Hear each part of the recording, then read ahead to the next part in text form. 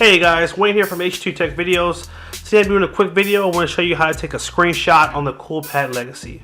We're going to find a screen that we want to screenshot. Let's say I wanted to screenshot what you see right here. I can do it one of two ways. I can swipe down again, swipe to the left, and I can tap on screenshot.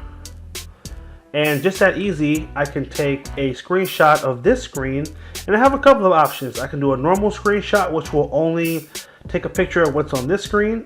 I can do what's called a regional screenshot, which I think you're allowed to use maybe a section of the screen. And then we have what's called a long screenshot, which will allow you to take a picture of like a web page. So it will take a picture of more than what's just at the top of the screen. It will take a picture of the entire page, as if you were to scroll. So those are the three options that you have. I'm going to test out the regional screenshot option right here, and I believe it will allow me to just select a certain section. So I can just get, for example, this folder, hit save, and that's kind of cool. So it allows you to just pick a certain section versus taking a picture of the entire screen. And here's our screenshot right here. The other way to take a screenshot is going to be to hold down on the power button.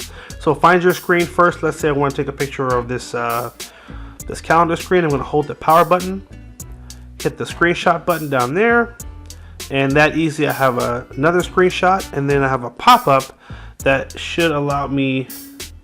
Oh, the pop-up didn't come up. That's okay. But when you swipe down, it does show up here on the notification panel. I can edit that screenshot. Go to my little photo editor here, and you can make more adjustments to the screenshot. But that's it, guys. That's how you take a screenshot on the Coolpad Legacy. Hope you did find that helpful. Do us a favor, hit that like button if you learned something new and you found the video helpful. Hit that subscribe button and stay tuned for more videos as well. Thanks again for watching. Take care and have a good one.